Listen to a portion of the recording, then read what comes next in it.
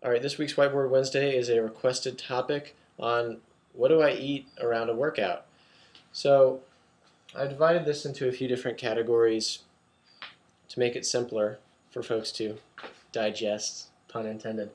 Um, Before we start thinking about what food one should consume before, during, or after a workout, we have to think about what are the energy requirements for the type of work being done. And so that's why I've put these three columns here: strength, power, and aerobic. So, and then obviously pre, intra, and post-workout. So starting off with strength. For strength, we're talking about force production. So there's not going to be utilization of a ton of stuff. It's mostly, we're talking arousal, we're talking stimulation, muscular contraction. So what you eat before in terms of types of foods, so macronutrients and things like that, it's not as relevant. And also, strength work, you don't have to worry as much about leaving a certain chunk of time prior to the workout. It's not like conditioning where you're going to have some issues and get potentially cramps and feel slow and sluggish if you have some food that hasn't really digested yet. So with strength work, we're talking just a normal meal, so a balance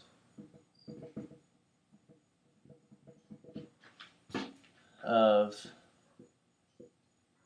protein, fat, and carbs. And again, there doesn't have to be a specific amount of time prior to the workout, but a good rule of thumb is about 30 minutes. So just a small meal, good balance of protein, fat, and carbs, at least 30 minutes prior to the workout. Intra-workout, for strength work, branched chain amino acids are going to be really great. And you can get them in a number of formats. So there's, they have huge horse pill type things. They're, solutions that, powders that you can put in some sort of shake. So branched chain amino acids are going to be a great thing to sip on throughout any sort of strength workout. And then if we're talking about some more hypertrophy-oriented training, so bodybuilding style training where there's going to be some higher reps, some time under tension, some greater time under tension, we also want to think about potentially some intra-workout sugars. So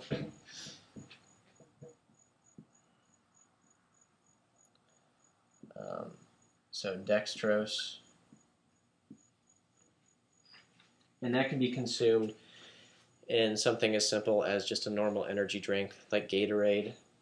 So that's going to give you some electrolytes. It's going to give you some dextrose, and you could potentially even mix some BCAAs with that. I do want to stress though that again, that's for more hypertrophy-oriented training, and also that should really only be done for leaner people. So again, it's going to vary from person to person and based on goals, but you need to be fairly lean before you start thinking about sugars intra-workout. Because if someone's trying to lose weight, consuming a bunch of sugars during a strength workout, even a hypertrophy-oriented one, is going to be counterproductive. So for leaner athletes. And then post-workout, we want to think about whey protein. And obviously, some people are going to have some bad gastrointestinal reactions to whey protein. So just be aware of that, and if something's not working for you, don't do it. Again, so branched chain amino acids could also be done post-workout instead of whey if someone has issues with that. So whey protein, and again, potentially some sugars there too as well for leaner individuals.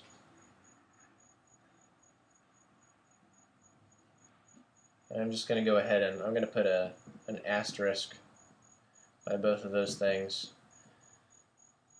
just to let people know that that's separate from BCAAs and whey, which can be done for people who even are trying to lose weight. So that could be done immediately post-workout, and then you could potentially wait a while and then eat another normal meal. And again, for strength work, the timing of that meal isn't going to be particularly, it doesn't need to be particularly specific. But what you do want to think about is you want to kind of build that self-awareness, and whenever you're relaxed and hungry again is when you should eat that next meal. Now, with power work, and I wrote power, I'm talking not power in the sense of like Olympic lifting and plyometrics and stuff like that. I'm talking about power in terms of higher intensity conditioning work, so anaerobic conditioning, where we're talking about producing as much power over a certain period of time as possible. And so when it comes to that sort of thing, you do have to be a little bit more specific in terms of meal timing in relation to a workout, because otherwise you will really, really suffer during the workout and potentially puke, and no one wants that. So, at least I hope not. So, pre-workout, we want to think about 60 to 90 minutes prior, having some protein and carbs. So again, fats are not going to be needed for that type of work, and they're a little bit slower to digest, and so that's going to cause some problems during those higher intensity conditioning workouts. So only protein and carbs, and 60 to 90 minutes plus prior to the workout. So some people will do better stretching that out well beyond 90 minutes. There are some people who've had great success essentially fasting for 3, 4, even 5 or 6 hours prior to a high intensity conditioning session. And so that's something you can play around with and figure out what exactly works best for you. But protein and carbs, 60 to 90 minutes or more before the workout is a good rule of thumb. Now, intra-workout, it's obviously going to depend on what the workout is. Not every workout is going to really allow you to consume anything during the course of that workout, but if you do have a chance, for example, if you're doing intervals or something like that, obviously you're not going to be able to consume a lot, you're not going to be chugging anything, but some of the things that you can potentially take in during the course of that workout are electrolytes,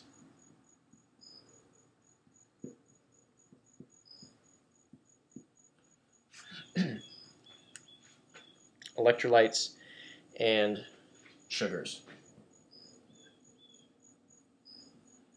Again, coming back to, for example, dextrose. And again, once again, I'm going to put an asterisk there by the sugars, because once again, it's the same as the strength work.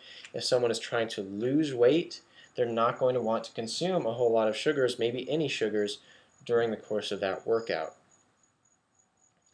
So that's just something to be aware of. This is for, again, leaner individuals who are focusing mainly on performance. So electrolytes and sugars, intra-workout, and again, there are plenty of different formulas out there. You can make something on your own, or consuming something as simple as, again, Gatorade. No, I do not work for Gatorade, but that's just a very cheap and accessible option for a lot of people. It contains electrolytes, it contains sugars, and so that's an easy one for people to implement. And then post-workout,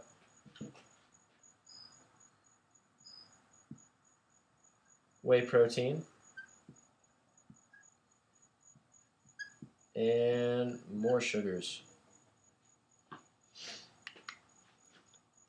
And again, I'm going to put an asterisk there. So post-workout, whey protein and sugars. And the sugars for post-workout high-intensity conditioning sessions is going to be typically a lot more than you would see for post-workout after a strength workout. And I'll get some more into specific amounts a little bit later.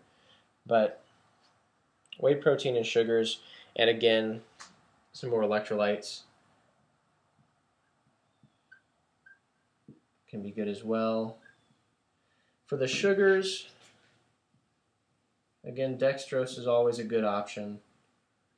Maltodextrin, it's hard for me to write down this slow. Maltodextrin, I'm just going to shorten that. Dextrose and maltodextrin, one of the two, a combination thereof. There's some options out there for supplements that combine multiple types of sugars. But yeah, a combination of dextrose and maltodextrin would be great for a lot of those workouts. And then in terms of another meal after that, probably 60 to 90 minutes or more, again for an actual full meal with protein, fat, and carbs. And again, whole foods, obviously. So, but again, and kind of going back to what I talked about with strength work, you want to be relaxed, you want to be calm at that point, and you want to be hungry again. Now, obviously, different people are training for different goals, and there may be some instances where someone's going to have to shove a little bit of food down, even if they don't feel like it. But for the most part, you should probably feel hungry. And then also, in terms of timing of even the whey protein and the sugars post-workout, you also want to be calm then. You don't want to be one of these people who finishes a really intense conditioning workout, falls over on the floor, and they grab their shaker bottle and starts downing a shake right then, because the whole purpose is for this stuff to be absorbed. You need to actually be able to digest things in order for it to give you really the best results. And so wait a little bit. Everyone gets really obsessed about this post-workout window. Oh, I need to get my shake in at a certain time, within a certain time after I finish my workout. Don't stress about it too much. Calm down, cool down a little bit, hop on the Airdyne, go slow for a little bit, and just mentally kind of come down out of that crazy high that comes with high intensity conditioning, and then start drinking that shake. Now lastly, for aerobic work, we want to think about a balanced meal. Again, so all of this stuff prior to this, these are all whole foods. So again, 60 to 90 minutes plus, and protein, fat, and carbs. So a normal balanced meal, small meal, granted not some huge massive feast, but a small but balanced meal of protein, fat, and carbs, 60 to 90 minutes plus prior to an aerobic workout. And also, and I didn't mention this here, but I should mention with both of these things, getting into some more specifics, you want to really pay attention to how your body is reacting to those foods. Because, for example, something as simple as an apple versus a banana, a lot of people are going to feel some slight bloating eating an apple, not so much typically for a banana. Obviously, that's different for everyone, but that's typically going to be the case. And so even if you eat, an apple 60 minutes prior, and some almond butter, say, prior to a workout, maybe a little bit of of chicken or something, you might have some issues during that workout. And so just pay attention to how your body's reacting to that and try experimenting with some different foods and see how you feel. For strength work, it doesn't really matter so much. Obviously, you don't want to feel sick, but something like bloating isn't going to affect a strength workout. In fact, it can oftentimes be helpful to have just a little bit of bloat. It often makes people, especially smaller individuals, feel a little bit bigger. It feels like they have a little bit better of a base of support. If there's a little bit of bloating there, if they're wearing a belt, it allows them to press into the belt a little bit better. And so that can actually help to have a slight bit of bloat for strength workouts. So getting back to aerobic work, this is really going to be the same as what you would see for any sort of power work. It's going to be the same. So electrolytes,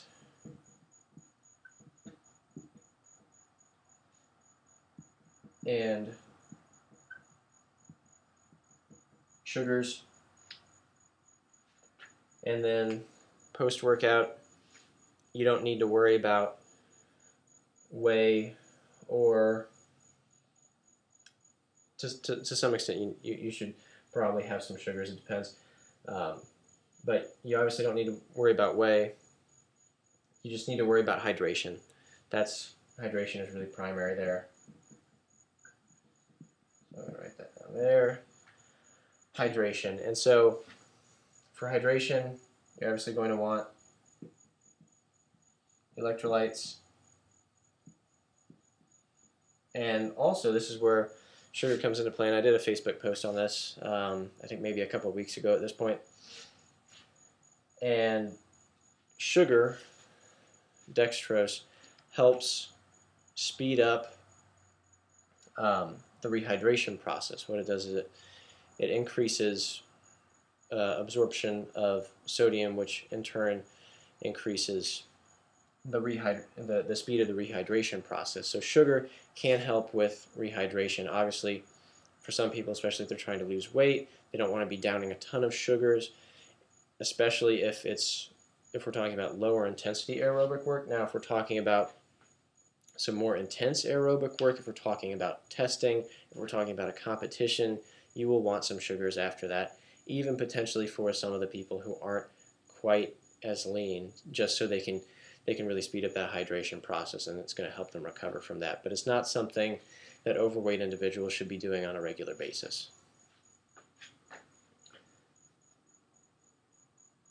So, yeah, again, hydration and electrolytes post-workout.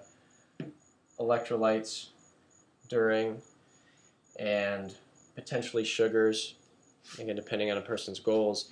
If they're lean, sugars are going to be fine. For longer events, more intense events, sugars are probably going to be needed intra-workout as well. So, again, these are just some basic rules. And getting into some more specifics, I'll get into some actual quantities. In terms of strength work, whey protein, it's going to vary slightly from men to women, and obviously size of the individual, and really men to women is mostly based upon size anyway. It's not necessarily a sex thing. So typically for women, you're going to see 20 to 40 grams of protein post-workout is probably going to work best. For men, probably 30 to 50 grams. And obviously that's going to vary from person to person. Bigger individuals are going to need more protein. So the more muscular you are, the more protein you're going to want to get in post-workout. Sugars for all of these are going to be extremely, extremely varied. So I'm not really going to get into that specifically, maybe with power, but with strength work, play around with it and see, but in general that should be kept a little bit lower. So maybe around what the protein requirements are there. So somewhere in like the 20 to 50 grams of sugar range, more for leaner individuals and for more hypertrophy oriented training. Sugars after more intense anaerobic sort of conditioning sugars are going to be much more important. In terms of protein requirements, it's going to be about the same as it would be for strength work. Now keep in mind that that's going to vary as well too, depending on what sort of modalities you're using. If you're doing some conditioning with a lot of eccentric loading, like you often see in CrossFit, then you're going to need some more protein. If you're just doing some, say, lactic power work on an Airdyne, that's probably not going to be quite as important. But just as a general rule, it's probably going to be about the same as the strength work. Then sugars, that can be a little bit more. So I'll write this down here. Probably 40 to 50 grams of sugars post-workout. And that can go much, much higher depending on the intensity. If it's testing, like lactic endurance testing, you're going to want some more sugars after that. And again, if it's someone who's leaner, if it's someone who's potentially smaller and trying to gain some weight, they're probably going to be able to handle more sugars, and they're probably going to benefit from more sugars. So I've seen people go as high as even 100 grams post-workout and have some really, really great results from that. So some people would say definitely never consume that much sugar, but it works very, very well for some people. So just keep that in mind. It's not for everyone, but some people see great results from that. And then over here for hydration, in terms of sugars, it doesn't have to be a whole lot. So if you're just sipping on an energy drink, that's perfectly fine. Or even if you want to mix that with some regular water, that's probably even going to be better. So amounts of sugars aren't really going to be important here post-workout for any sort of aerobic work. That's not going to be as critical. And then in terms of intra-workout amounts, that's going to vary a lot in terms of what you can tolerate, what you can actually get down throughout the course of a workout, and what you find is going to work best for you. So that's going to vary a lot, but it's not going to be much. And again, if we're talking about, especially about these two, we're talking electrolytes and sugars. If you're drinking something like an energy drink during the course of that, that's going to be perfectly fine. Whatever ratio is, electrolytes and sugars is in that energy drink, it's probably going to be fine. It's not something that you have to concern yourself with a whole lot. And then also, in terms of pre-workout, these whole food meals amounts are going to vary, and that's something that should take more into consideration of essentially the overall macronutrient balance that you want to have throughout the day.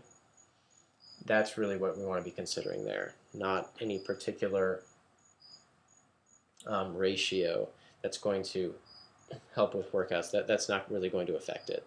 So whatever is going to work best within the overall diet and the overall sort of macronutrient ratio that you want to have over the course of a day.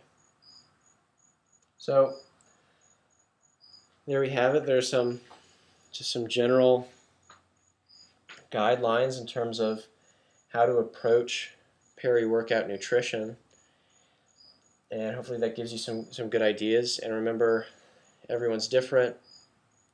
All of these things are going to differ from one person to another. These are just guidelines, and so feel free to play around with it.